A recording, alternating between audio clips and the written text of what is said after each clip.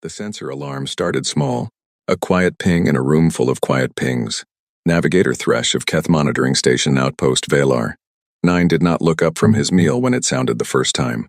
Alarms went off constantly in deep space. Rogue signals bounced off dust clouds near the rim. Dead satellites sent ghost pulses into the dark. Half the time the sensor board lit up because a comet shed a rock, and the rock drifted through a scan zone. Then it pinged again. Thresh set down his food. He pulled the readings. The object was not a comet. It had a drive signature, a thermal bloom that spread across his display like a bruise spreading under skin. Something was under acceleration. Something very big. He zoomed out, then out again. He stopped zooming because the numbers stopped making sense. He opened the command channel. "Station Commander," he said. "Come to the sensor bay. I'm sleeping." "Commander, come now." She came. Commander Yaela was a tall Keth, gray-scaled, with the flat yellow eyes of someone who had spent 30 years managing a monitoring post that never monitored anything interesting. She had 12 years left before retirement. She had planned to spend those years without incident. She looked at Thresh's screen. She looked for a long time. "Run the calibration check," she said. "I ran it 3 times. Run it again." He ran it again. The numbers did not change. The object was 0.4 light-years out and closing, moving at a speed that should have been impossible for something that size. Its drive bloom was enormous, not the clean, efficient signature of Keth engineering, not the precise geometric burn of Valari cruisers, not anything she had seen from any species in known space. It was rough, almost violent, like something pushed far past its limits and kept going anyway. "Classification?" Yaela asked. Thresh pulled up the shape analysis. The computer worked on it. It took a minute longer than it should have, as if the computer was not sure what it was looking at and needed the extra time to convince itself. Then the designation came back. Thresh read it 3 times before he said it out loud. "It's a ship, Commander. Hull configuration matches an Earth-class vessel." He paused. "A warship. The registry match puts it as..." He stopped. "Say it." "The ISV Iron Grace." He looked up at her. "Commander, the ISV Iron Grace was declared lost 212 years ago. The Keth hegemony was old. 400 years old by their own counting longer, if you included the centuries before formal unification, when their 3 home worlds fought each other, and called it culture. They had expanded across 47 star systems. They had absorbed, outlasted, or crushed 17 other species. They were not cruel, by their own measure. They were simply efficient. They found weaker civilizations. They offered terms. The terms were always the same: yield, contribute, be protected. Most species said yes. The ones that said no became examples. Humanity had said no. That was 215 years ago. The humans were young then, barely a century into real space travel.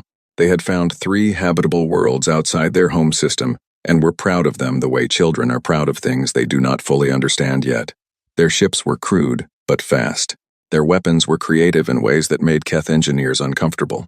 And they had a quality the Keth had no good word for: a stubbornness that went beyond rational behavior. A refusal to stop even when all the numbers said stopping was the only logical choice. The Keth had sent a fleet to the human home system. Standard practice. Show of force, offer the terms. The humans shot first. Not a warning shot. Not a warning at all. The lead Keth cruiser was turning to present its broadside for the formal terms broadcast when 3 human warships hit it simultaneously from 3 different angles. The Keth fleet commander had been in the middle of his morning briefing. The battle lasted 11 hours. The Keth won. Of course they won 43 ships to humanity's 9, but 6 of those 43 ships were destroyed. Not damaged. Not disabled. Destroyed. Broken open. And when the human fleet finally broke and scattered, 3 of the surviving ships turned back and made suicide runs at the Keth flagship. 3 of them. Only 1 got close enough to matter. 1 ship, running with her hull on fire and every alarm she had screaming at once, pushed through the Keth Point defense grid and rammed the flagship's engine cluster. The flagship did not survive. Neither did the Iron Grace. The explosion tore something in local space, a rip, a fold, a wound in the dark, and when the light died, there was nothing where the Iron Grace had been. No wreckage, no debris, no bodies. Just empty space and the fading echo of something enormous that had stopped existing. Gone. The Keth returned to Earth 3 months later with twice as many ships and simpler terms. Humanity, without its fleet and without its finest ship, accepted. There was no choice. The hegemony was not punitive about it. They rarely were, after the example had been set. Earth was classified as a protected world. It could trade, govern its own local matters, maintain small internal security forces. It paid tribute. It provided labor for the outer stations. It was useful. It was quiet. It was small. The Iron Grace became a legend. Among humans, she was the ship that refused to quit the crew that had faced 43 ships and made those 43 ships bleed. Among the Keth, she was a training story, the kind told to new fleet commanders to explain one simple rule. When you fight humans, you make sure they are completely finished. Every piece, every crew member, every shred of hull. Because if you left something, it came back. Yaela sent the signal to High Command within 20 minutes of confirming the readings. She did not sleep again that night. The response came 6 hours later, faster than any response she had received from High Command in 12 years at this post. The seal on the transmission was the highest she had ever seen. Grand Admiral level.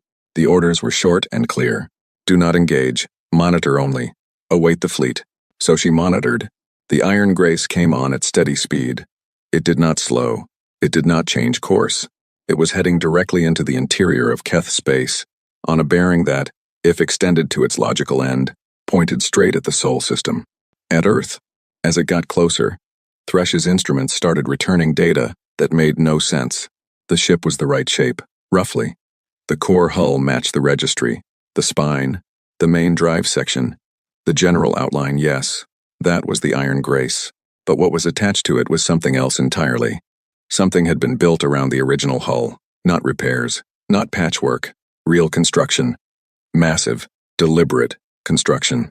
The Iron Grace's original hull was a skeleton now, and something enormous had been grown over it and through it. The way a reef builds up around a single rock left in the sea for long enough.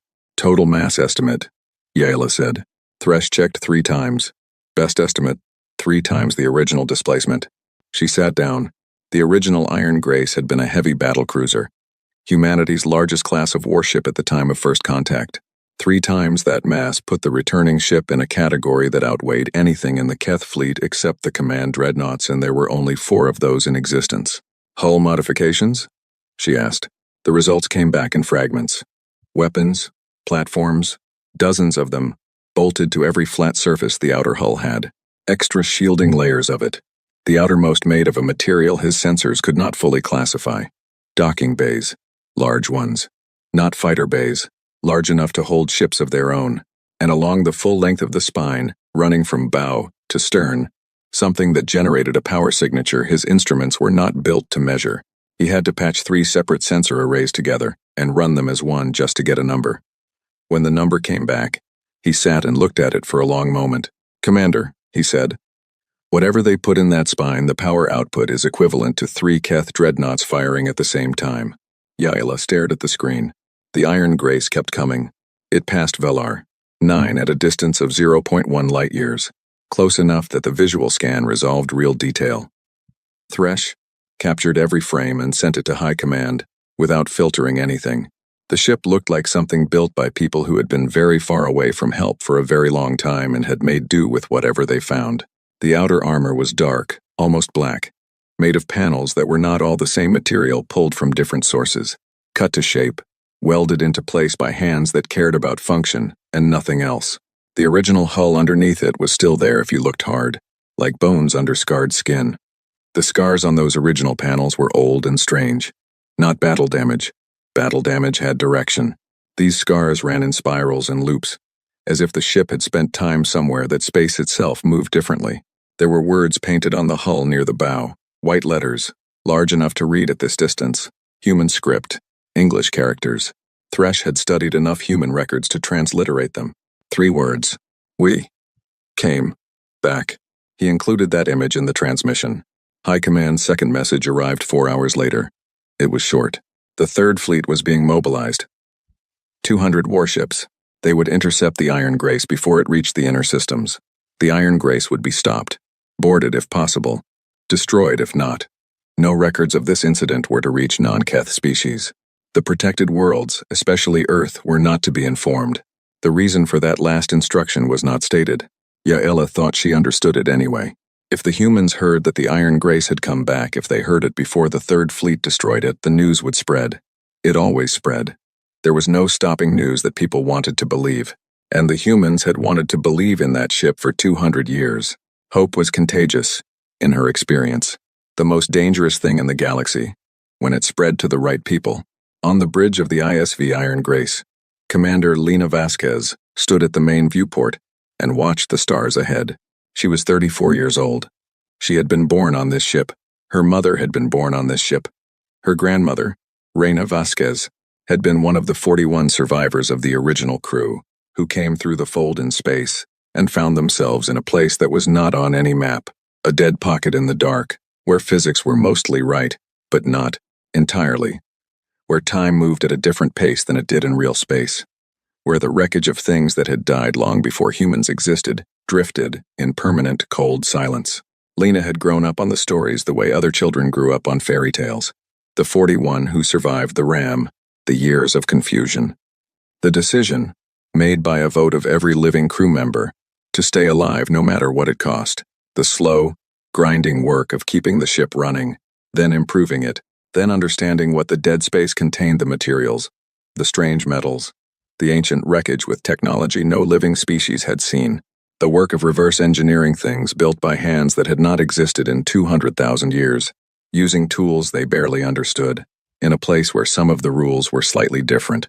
212 years had passed in real space while the Iron Grace drifted in the fold. 22 years had passed on the ship.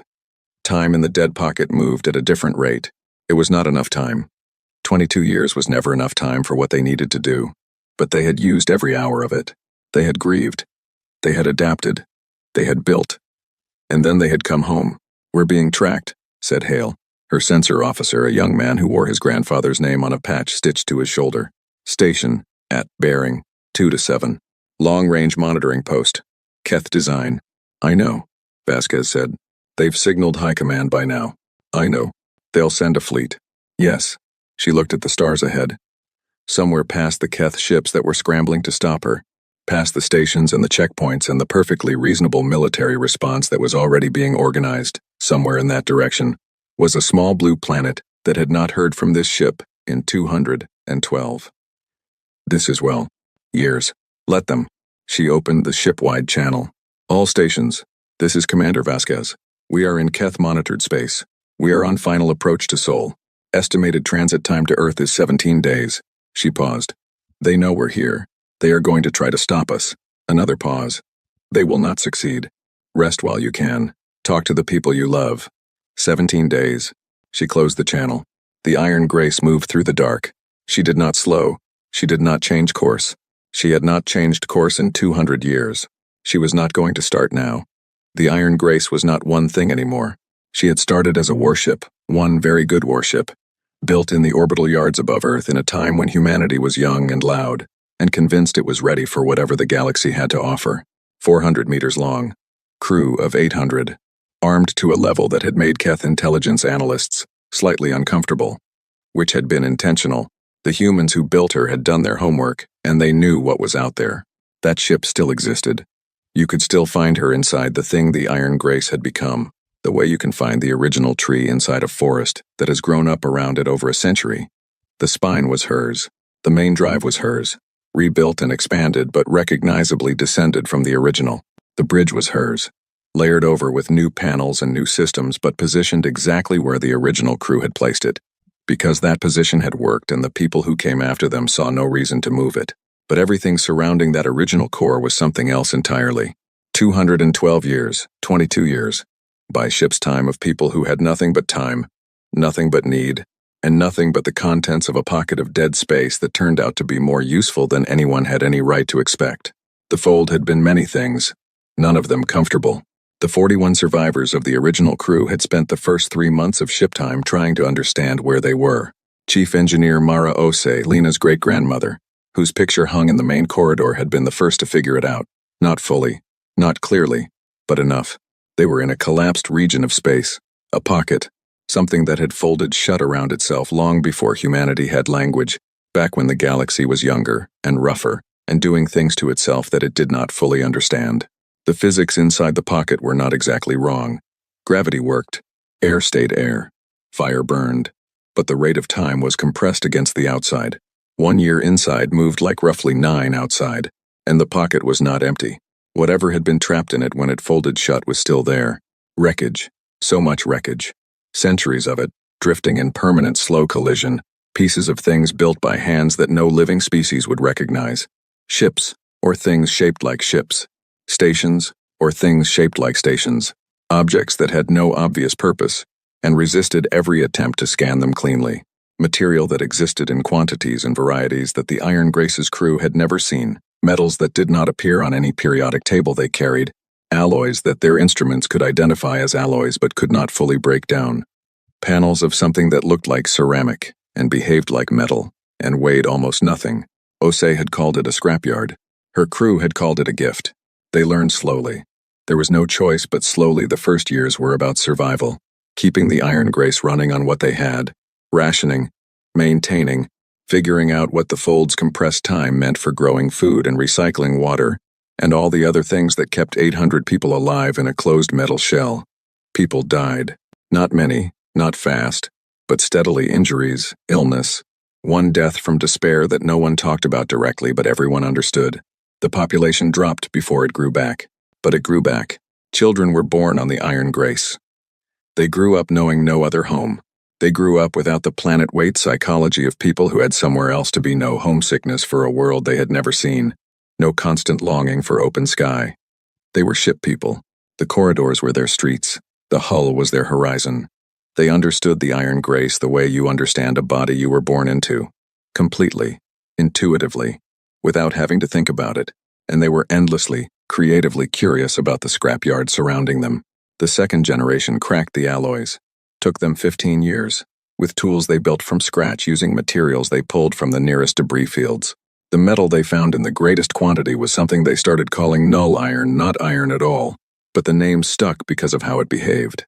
Dense, without being heavy, extremely hard to damage, resistant to heat in ways that should not have been physically possible, and available in enormous quantities. Because whatever civilization had died inside the fold had used it for everything. They pulled null iron from the wreckage, and they started building. The weapons platforms went up first. Not because violence was the priority, because people who had rammed a Keth dreadnought to survive the first time understood that the galaxy did not reward being unarmed. Chief Weapons Officer Park's grandchildren designed them. 12-barrel rail systems that could cycle faster than anything the original Iron Grace had carried, using null iron-tipped rounds that hit harder than anything the Keth had in their standard threat database. Energy weapons came later, reverse-engineered from something they found in the deeper debris fields, a device the size of a cargo crate that produced a beam they could not fully explain, but could absolutely aim.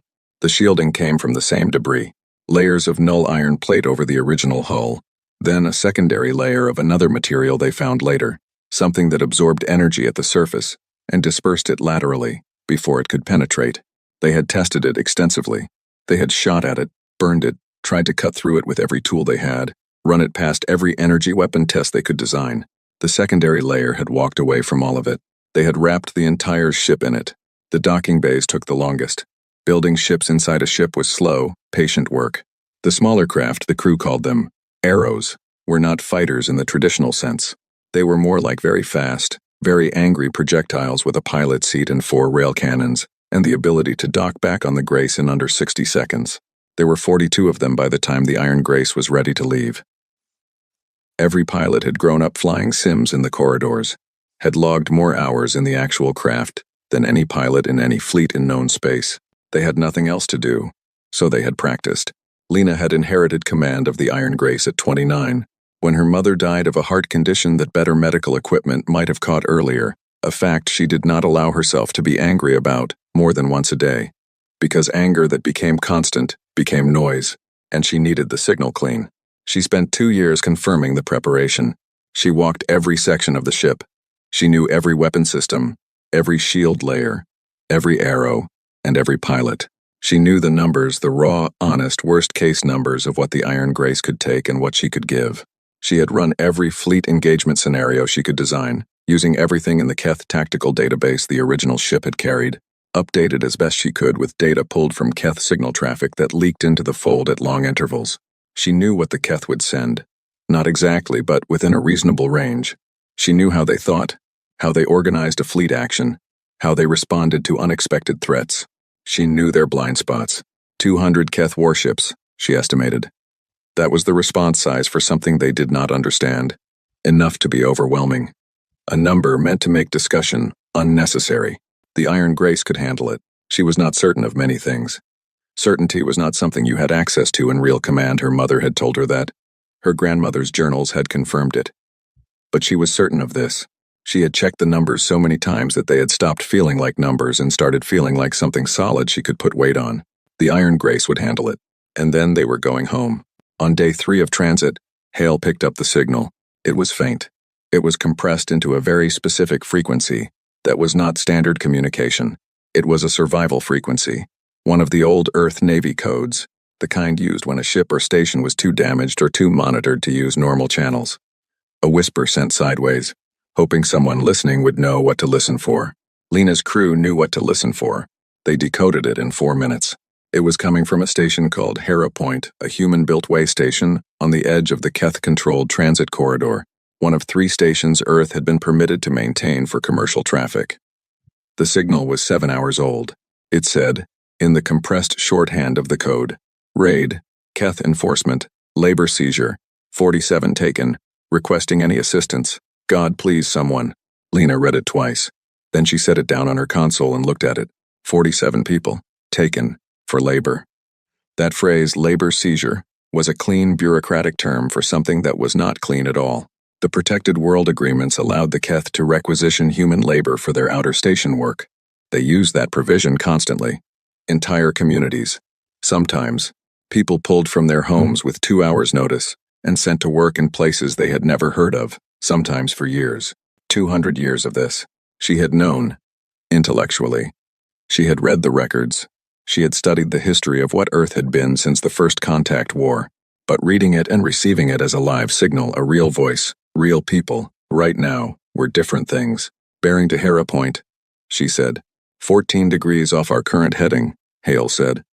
Adds maybe 6 hours to our transit time. She picked up the signal transcript again. God please someone.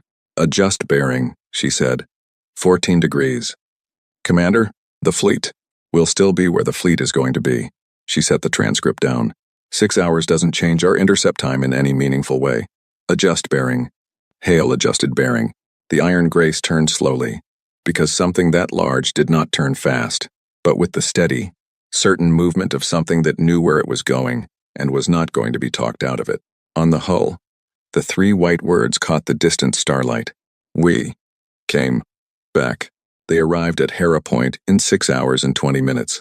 The station was small, a ring and a spoke, human-built in the old practical style, built for function and maintenance and not for much else. 2 Keth enforcement vessels were still docked. Lena saw them on the scan before she saw anything else. She opened a channel. Keth vessels at Hera Point Station, she said. Her voice was steady. She had practiced steady for a long time. This is Commander Lena Vasquez of the ISV Iron Grace. You are in contact with an Earth-Navy warship. You have seized 47 human civilians from this station. Release them to the station immediately. You have 10 minutes. Long. There was a long silence. Then the Keth channel came back. Identify yourself fully. Iron Grace Registry does not. 10 minutes, Lena said. Starting now. She cut the channel. 47 people. She had crossed 200 years of dark to get here. She could wait 10 minutes. The Keth enforcement ships released the 47 in 9 minutes and 40 seconds. They did not make any other transmissions. They undocked from Hera Point with what Lena recognized as careful, deliberate slowness. The movement of people who did not want to make any gesture that could be interpreted as threatening, not because they were not armed, but because they had looked at what was sitting in the space 2,000 kilometers off the station and decided that being diplomatic was the better option. Both enforcement vessels jumped to FTL within 2 minutes of undocking. Gone. Just gone. Fast and clean. Without a word. Hale watched them go. They're going to report everything. Good, Lena said. On the station, the 47 were being sorted out by the station crew. Through the station's communication system, which the Iron Grace had quietly patched into the moment they arrived, Lena could hear voices. Confused voices. People who had been told to get back to their quarters and were asking questions that the station crew could not fully answer, because the station crew themselves were still processing what they were looking at out the window. One voice came through clearly above the others. An older woman, by the sound of her. Station administrator, probably. What ship is that? The woman was asking. What is that out there? A long pause. That's the Iron Grace, a younger crew member said. His voice was not steady. Another pause. That's impossible, the administrator said. Ma'am, the younger voice said, I know. Lena closed the station channel. She let herself have one moment, just one, where she stood at her viewport and looked at the station and felt something she didn't have a clean word for.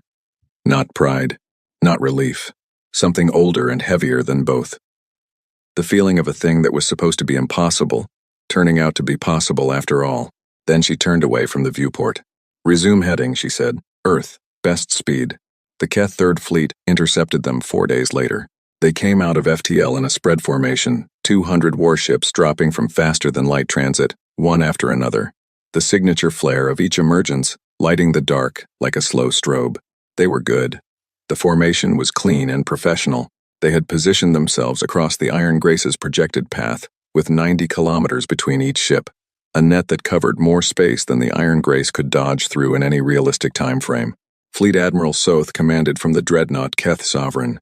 He was an experienced officer, 40 years of service, a dozen fleet actions, a strategic record that included the suppression of 2 separate border world uprisings that had gotten out of hand. He had read the initial reports on the Iron Grace with professional interest and had arrived at what he considered a reasonable assessment. The ship was big, bigger than expected, modified beyond its original specifications in ways that were concerning on paper. But it was one ship, one old, heavily modified ship, with a crew that had spent 22 years from their own perspective in isolation, using salvaged equipment that had never been tested in actual combat, against 200 warships with standardized equipment, coordinated fire control, and doctrine refined across 4 centuries of fleet action. He had run the numbers. He liked the numbers. He opened a channel to the Iron Grace. Vessel identifying as ISV Iron Grace, he said. You are in Keth hegemony-controlled space. You have committed multiple acts of interference with Keth Authority operations. You are ordered to reduce speed to 0, submit to boarding inspection, and await further instruction. Non-compliance will be met with force. You have 5 minutes to comply. The response came back immediately. Admiral Soth, said the voice on the other end. Female, young, completely calm. This is Commander Vasquez of the Iron Grace. I appreciate the professional tone.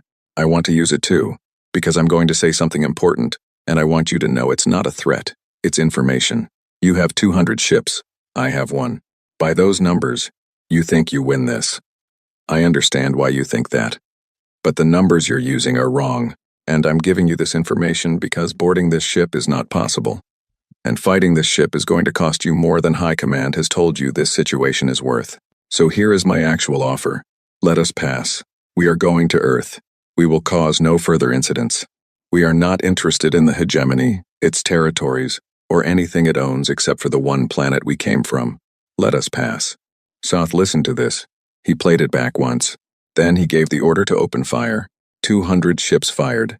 The first volley was everything, energy beams and kinetic strikes and missile clusters, layered in the way Keth doctrine specified for a high-priority single-target engagement. The idea was saturation, cover every angle, leave nothing to chance, hit the target with enough simultaneous force that no shield system ever designed could absorb all of it at once. The Iron Grace flew into it. The outer armor took the energy strikes, absorbed them. The null iron plating heated at the surface, glowed, dimmed. The energy dispersal layer did what it was designed to do, spread the impact laterally across the hull surface, instead of letting it punch through.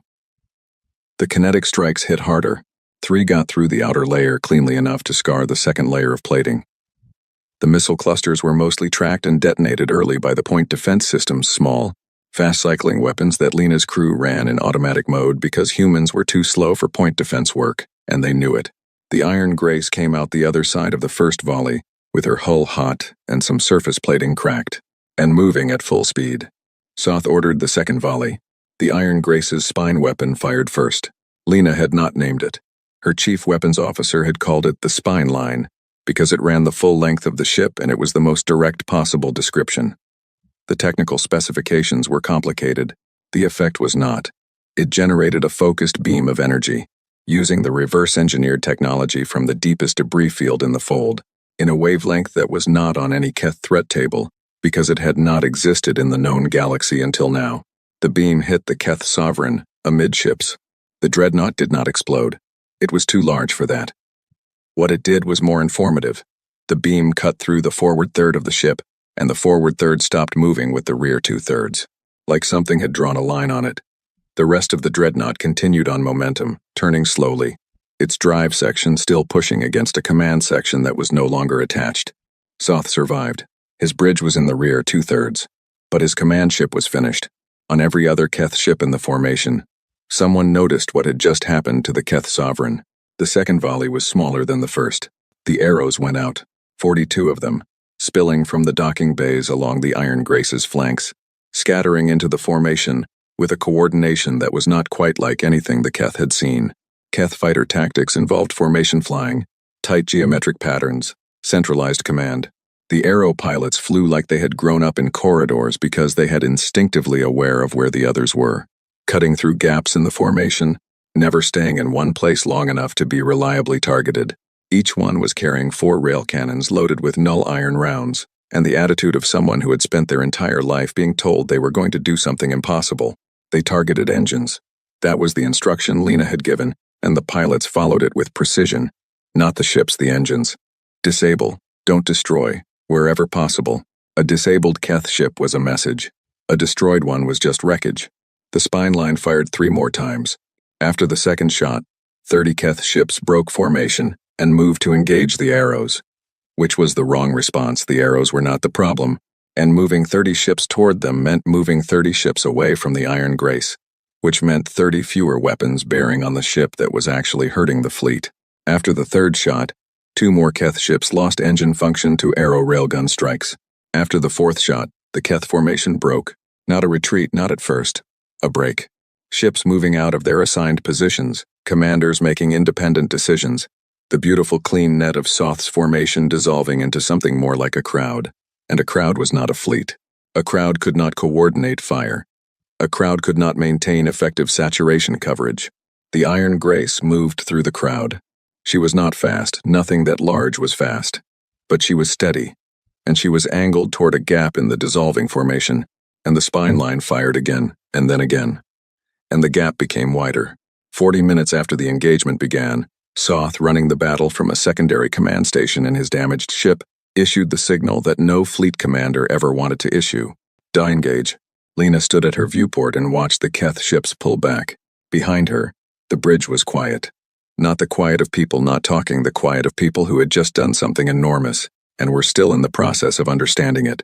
Hale was running damage reports with careful efficiency. The engineering team was already on the hull plating that had cracked. The Arrow pilots were coming back in, one by one, the docking bay crew guiding each one home. 11 arrows had taken damage. None had been destroyed. The Keth fleet had lost 3 ships outright, had 14 disabled, and had 41 with varying degrees of damage, against 200 warships. Commander, Hale said, 1 Keth vessel is not retreating. It's holding position at range. Lena looked. A mid-size cruiser, not a warship, a light cruiser, one of the class the Keth used for courier and observation work. It was sitting still, not targeting, not approaching, just sitting there, watching. She opened a channel to it. Keth observation vessel, she said. I see you. I'm not going to fire on you. I want you to watch what happens next, and I want you to transmit everything back to High Command. Every detail. I want them to know what this ship is, what it can do, and what we are going to do when we reach Earth. Can you do that for me? There was a long pause. Yes, a voice came back.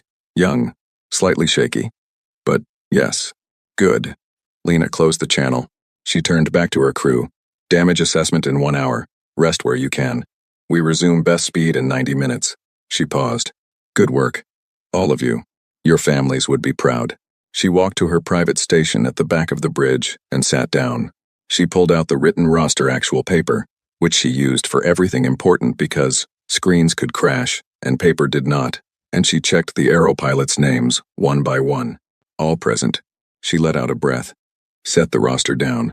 13 days, she said, to no one in particular. 13 days to Earth. The news moved faster than the Iron Grace did. The Keth tried to contain it. They shut down the commercial signal relays in the sectors the ship had passed through, flagged the Hera Point incident as a classified enforcement matter, issued instructions to every protected world station in the region to hold all outgoing traffic for review. They were efficient about it. They had long experience with information that needed to not spread, but 47 people had been returned to Hera Point Station, and every one of them had seen the Iron Grace, and the station crew had seen it. And both Keth enforcement ships that had been docked there were reporting to their commanders, and those commanders were talking to other commanders, and someone in one of those chains had a contact on a non-Keth ship who owed them a favor. Information wants to move. People want to tell each other things. These are facts of the galaxy that no amount of efficient signal management has ever successfully changed. It took 6 days for the word to reach Earth. Earth, in the 215th year of Keth protection, was a different place from the Earth that had launched the Iron Grace. Physically, the planet was the same, blue and green and scarred by centuries of human activity, in all the ways that planets got scarred. The cities were still there. The people were still there. They had their governments, their music, their arguments, their food, their complicated relationships with each other. The Keth did not interfere with any of that. They were not interested in controlling the details of human life, only in its useful outputs, labor, minerals, agricultural product, transit fees. But something had gone quiet. The shipyards that had once built vessels like the Iron Grace were now certified for commercial construction only.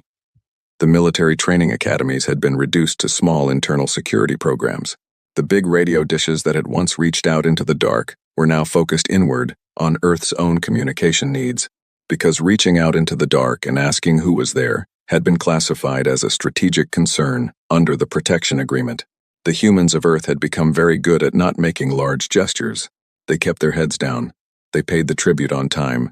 They sent the labor quotas when requested. They maintained and maintained and maintained that great human talent for endurance that looks from the outside like passivity but is, from the inside, something much more like coiled wire. When the word reached Earth not through official channels, because the official channels were locked, something happened in every city simultaneously that had no name in any political science textbook. People did not march. They did not riot. They stood in streets and they looked up at the sky. That was all. They just stood there and looked up. The Keth orbital garrison above Earth consisted of 8 ships. That was the standard complement for a protected world, enough force to maintain compliance, not enough to look like an occupation, if anyone was paying attention to appearances. 4 patrol cruisers, 2 heavy destroyers, 1 administrative vessel, 1 communications relay ship. Commander Taz of the garrison flagship Hegemony's Grace. The name was not ironic. The Keth simply liked naming things. Grace received the 3rd Fleet engagement report. At the same time, he received the first rumor from his intelligence officers that the news had reached Earth. He read both reports at the same desk, in the same hour. He understood the problem immediately. If the Iron Grace reached Earth orbit before he stopped it, it would not matter what he did afterward. The signal, the symbol, the image of that ship in orbit, above the human homeworld, that would be enough. That would be a thing that could not be undated, could not be contained, could not be managed from above. He sent a request to High Command for reinforcement. High Command told him the nearest available fleet was 9 days out. He had 7. He made his decision. The garrison's 8 ships accelerated out of their standard patrol orbits and moved to intercept on day 7 of the Iron Grace's final approach. They had coordinated their positioning carefully, a layered defense line across the approach vector, each ship covering the other's angles. It was very good positioning. Taz was a competent officer, and he had done the best work he could with what he had. Lena saw the formation on long-range scan and called her senior officers to the bridge. 8 ships, said her weapons officer. A woman named Shen who had the reputation of remaining calm at moments, when calm was the hardest thing to maintain. 4 cruisers, 2 destroyers, 1 admin, 1 relay. The relay has no weapons worth discussing. The admin vessel has defensive armament only, so effectively 6 combat vessels. Against us, said Hale. Against us, Shen confirmed. Lena studied the formation. They're trying to force us to navigate around them or engage while Earth is still at distance, she said. If we go around, it takes time they're using to wait for reinforcement. If we engage, they're hoping the battle disrupts our approach enough to make a difference. So what do? Asked her chief engineer, a large, quiet man named Torres who had never once in his career offered an opinion that had not been immediately useful. We fly straight, Lena said. Steady speed. No evasion. We open a broad-spectrum broadcast on all Earth frequencies before we reach their engagement range. Everything audio, video, text. We tell Earth exactly who we are and exactly what we're doing. And then we deal with the 6 ships. She paused. I want the spine line offline, she said. Everyone at the table looked at her. These 6 ships are doing their job, she said. Their commander has fewer options than Soth had, and worse odds. And he knows both of those things. I'm not going to cut his ships in half if I don't have to. Standard weapons, arrows on standby. We push through clean if we can. Torres nodded slowly. Shen made a note. Hale had the expression of someone who was not sure if this was wisdom or sentiment but had decided it was not his place to ask. All right, Lena said. Let's go home. The broadcast went out 2 hours before the garrison engagement range. It was not a speech. Lena had thought about making a speech, had drafted 3 versions of one, in fact, in the quiet hours of the transit, and had deleted all 3, because they sounded like speeches. Too composed. Too finished. The people of Earth did not need a finished thing. They needed a real one. So she sat in front of the bridge camera, and she told the truth. She told them who she was and where she had come from. She told them about the fold in space, and the 41 survivors, and the 22 years that had been 200 on the outside. She told them what they had found there and what they had built. And she told it plainly, without decoration, because the facts were extraordinary enough on their own. She told them they were coming home. She told them the garrison was going to try to stop that. She told them she was going to deal with the garrison. Then she said one more thing. 200 years ago, she said, this ship and her crew bought Earth time. The crew paid everything they had to give you more time to find a way through. I don't know if that's what happened. Maybe the Keth just got comfortable. Maybe the years went by and comfortable felt like peace. That's human. That's reasonable. She looked directly into the camera. But we are not comfortable anymore. And you don't have to be either. She ended the broadcast. On Earth, in a city that had once had different borders and a different name, a woman named Sol Reyes was watching the broadcast on a screen above a market stall when the Iron Grace came over the horizon of the camera feed. She saw it, just the shape of it. Enormous and dark and moving with the kind of steady, purposeful weight that very large things move with when they have somewhere to be, and nothing is going to change that. She had grown up hearing the story of the Iron Grace from her grandfather, who had heard it from his mother, who had been a naval history student before the university stopped teaching naval history. She had thought of it the way you think of old stories, true in spirit. Probably not in every detail. The kind of thing that gets bigger and more perfect as it passes through enough years. The ship on the camera feed was bigger than the story. She was not the only one watching. The market around her had gone quiet, which markets never did. She could hear people on the street, not talking, listening, looking up. Above them, 8 Keth warships formed their line. Above those, the Iron Grace came on. TOS ordered fire at 7,000 kilometers. The garrison hit the Iron Grace with everything they had. The ship absorbed it the way mountains absorb rain. The outer hull heated. The second layer dispersed. The point defense system cycled through the missile clusters with mechanical indifference. The Iron Grace returned fire with her rail systems and her secondary energy weapons, targeting engines, and the first Keth cruiser's drive died at 5,000 kilometers. The second lost maneuvering control 30 seconds later. The 2 destroyers pulled back to flanking positions and tried a coordinated hit on the Iron Grace's drive section, which was the correct tactical instinct, but failed because the drive section was armored differently from the rest of the ship. Torres had prioritized it, on the reasoning that everything else on the ship could be repaired in transit, but a dead drive was the end of everything. The destroyer hits scorched the outer plating and achieved nothing else. The arrows came out, 12 of them, not 42, because Lena did not need 42 for this and she wanted her pilots home safe. The 12 moved with the same instinctive, wall-less coordination as before, and within 4 minutes, the remaining cruisers had lost their engines. The 2 destroyers, watching this, made a calculation. They dropped their weapon signatures. Not a full surrender. TOS had not given that order, and they were not going to give it without one but a clearly readable tactical gesture. Weapons powered down. Shields maintained. No more firing. Lena saw it on her board. Acknowledge their gesture, she said. Don't target them. Keep going. The Iron Grace slid past the garrison line. And then, below her, through the viewports, through the cameras, through every screen that was currently showing the broadcast on the planet below, there it was. Earth. blue and white and enormous in the way that home is always enormous when you have been away for a long time. Lena stood at the main viewport and looked at it.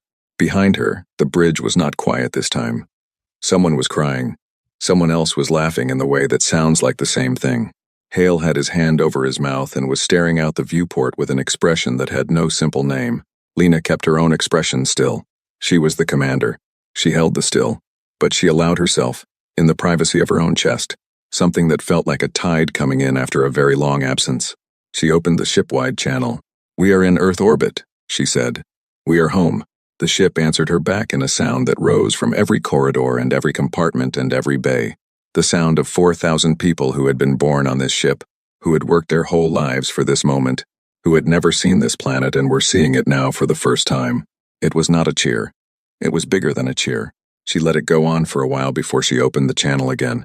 "Now," she said, when it quieted, "let's get to work." High Command's reinforcement fleet was 9 days out. They had 9 days to prepare. Earth had 9 days. 9 days between the Iron Grace entering orbit and the first long-range scan showing the Keth reinforcement fleet, 3,000 warships, the full weight of the hegemony's main offensive force, the kind of fleet they had not assembled since the original contact war dropping out of FTL, at the edge of the Sol system. In the galaxy's long history of military mobilizations, 9 days was nothing. It was barely enough time to organize a supply chain, let alone change the fundamental nature of a conflict. Every strategist who would have looked at the numbers would have said the same thing. Earth had no realistic path to surviving this. The strategists would have been working from bad data. The Iron Grace touched Earth orbit, and within 2 hours, the first shuttle came up. Lena had expected government officials, diplomats, people with credentials and schedules and the particular kind of controlled anxiety that came with high-stakes meetings. What she got was Admiral Senna Park, 81 years old, the head of Earth's nominal internal security fleet, which meant she commanded 12 small patrol vessels that were not technically warships because the protection agreement forbade warships and were technically patrol vessels, but had been built by people who understood exactly what might be needed someday. She came up alone. No staff. No security. She walked onto the Iron Grace's main deck and looked around the way a person looks around when they are in a place they spent their whole life imagining and need a moment to match the real thing to the version in their head. Then she looked at Lena. "You're younger than I expected," Park said. "You're older than I expected," Lena said. Park laughed. It was a short, sharp sound, the laugh of someone who does not do it often enough and means it completely when they do. "I've been running the numbers on what we have down there for 30 years, she said, "waiting for a reason to use it. My whole career, waiting for a reason." "Tell me," Lena said. Park told her. The protection agreement forbade warships. It said nothing about industrial equipment, mining vessels, heavy cargo ships, construction platforms, or long-range survey craft. It said nothing about the particular energy systems that powered a planet's industrial output. It said nothing about the specific metallurgical processes that were required for large-scale orbital construction. Park's predecessors, people who had understood, after the first contact war, that accepting the terms did not mean forgetting what had happened, had spent 150 years building things that were not warships. They were not warships in the way that a loaded weapon, held behind your back, is not a weapon until you bring it around. The 12 patrol vessels were the smallest part of it. There were 43 heavy industrial ships currently sitting in Earth orbit, and the orbital stations, ships built for mining asteroid belts, for towing construction materials, for resupply work. Each one was armored beyond what any industrial vessel needed to be, because the people who built them had been very worried about the safety of their crews and had taken extensive precautions. Each one carried defensive weaponry that was technically within the protection agreement specifications and practically very far beyond its spirit. There were 3 orbital platforms that were classified as construction and maintenance facilities. They were, in fact, the most heavily armed space platforms Earth had ever built slowly, over 40 years, piece by piece, so that no single addition ever looked like a military expansion, and in 3 locations on Earth's surface, 2 in mountain ranges, 1 in an ocean trench. There were ground-based systems that Park described to Lena, in short, plain sentences, watching Lena's face while she described them to see when the understanding would land. It landed. "How long?" Lena asked. 24 hours to bring the ground systems fully online, Park said. "The orbital assets are ready now. We've been waiting for this."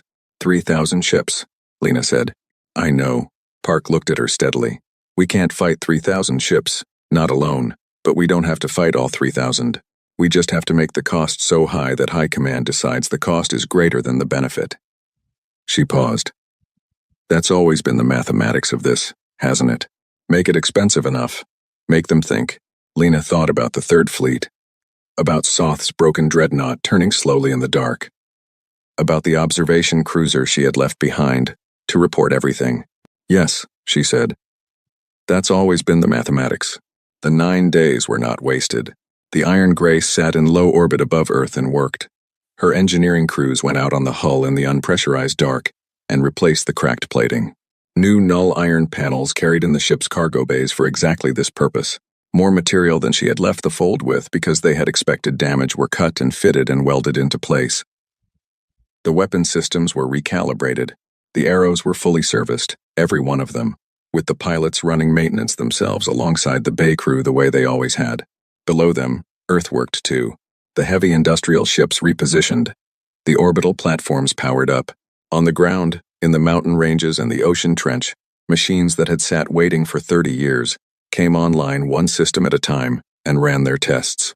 On the third day, Park sent up 23 additional people, young engineers, most of them, who had grown up knowing what those machines were for, and who had spent their careers maintaining them, in the hope that there would one day be a use for all that preparation.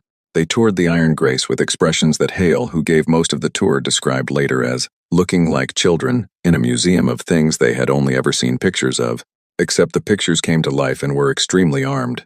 On the fifth day, Lena made a broadcast to the Keth reinforcement fleet, which by then was visible on long-range scan, and knew she could see it.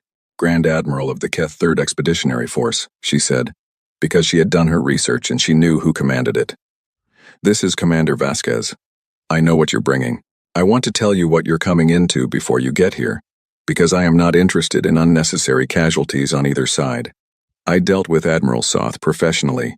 I would like to deal with you the same way. She listed what was waiting for them. Not every detail, she did not have every detail herself, but enough. The platforms, the ground systems, the Iron Grace herself, and what the spine line had done to the Keth Sovereign. The numbers, clearly stated, without drama. You have 3,000 ships, she said at the end. That's enough to win. If winning only means destroying enough of us that there's nothing left. But it is not enough to do that without losing ships. A lot of ships. And the question you need to ask, High Command, the question I am asking you to ask them right now is whether Earth, in the condition it will be in after that kind of battle, is worth what you will pay to take it back. We will give you nothing. We will not negotiate our freedom. We are not asking for protection, and we are not interested in terms. We are asking to be left alone. She looked into the camera. Think about what we built in 22 years, in a dead pocket of space, with nothing but wreckage and stubbornness. Think about what we will build in 200 more if you leave us alone. That is not a threat. That is an offer. She ended the transmission. The Keth fleet dropped out of FTL, at the edge of the Sol system, in one massive, coordinated emergence. 3,000 drive signatures blooming across the scan display, like a lit field.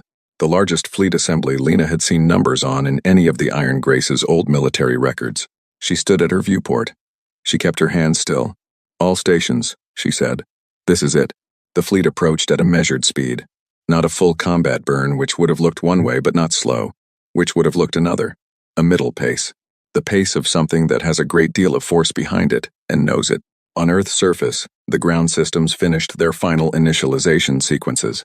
Park, monitoring from her command center in the mountain range in what had once been called Norway, sent a one-word message up to the Iron Grace. Ready. The Keth fleet reached engagement range and stopped. They held position for 11 minutes. 11 minutes of nothing, no transmissions, no weapon signatures, no movement forward. Just 3,000 ships sitting at the edge of effective weapons range, which was exactly what an enormous fleet looked like when it was waiting for someone to make a decision. Then the transmission came. It was audio only. A voice Lena recognized from her research, Grand Admiral Koss, the officer who commanded the expeditionary force and who had, before this posting, served as High Command's chief strategic analyst for 30 years. Commander Vasquez, Koss said, I have read the reports from the Third Fleet engagement. I have read your offer. I have been in discussion with High Command for the last 4 days. He paused. The pause was long enough to be deliberate. I am authorized to offer a preliminary ceasefire to allow for the opening of formal negotiations. The terms of any final agreement have not been determined. High Command is willing to discuss the status of Earth and its associated territories. High Command is not, at this time, willing to discuss broader hegemony policy. Lena kept her face still. That is acceptable as a starting point, she said. There are conditions. There always are. Let me hear them. The Iron Grace remains in orbit. No further modifications to its armament or that of Earth's orbital assets during negotiation. No communication to other protected worlds that could be construed as organizing resistance. Lena thought about this. The first condition she had expected. The second, she had expected. The third was interesting. It meant High Command was worried about what the news of this was doing in other protected world systems. What it was doing to all the other species that had said yes to the terms all those years ago, and had been saying yes ever since. Accepted, she said, on condition that all labor seizures from Earth and human-populated stations cease immediately, during negotiation and after. A pause. Accepted. And the Keth fleet withdraws to outside the Sol system boundary. A longer pause. Agreed. She watched the fleet on the scan display. It began to move. Slowly. Back the way it had come. 3,000 ships. The full weight of Keth military force. Turning around and moving away from a planet they had controlled for 200 years. Because the mathematics had changed. Because the cost had become greater than the benefit. Because one ship had come back. The Iron Grace sat above Earth and watched the fleet go. On the bridge. No one said anything for a long time. Lena stood at her viewport and looked at the planet below her and the retreating fleet above and let the silence sit. It was a different kind of silence from the kind that had filled the bridge after the third fleet engagement. That silence had been full of the immediate adrenaline weight of something just finished. This silence was the kind that comes after something changes permanently. A big, quiet, slightly unreal feeling, like the moment after a storm when the rain stops and you're not sure yet what the world looks like. Is it over? Hale asked. He was not asking about the negotiations. He was asking something larger. No, Lena said. This is what it looks like when it starts. She turned from the viewport. There was work to do.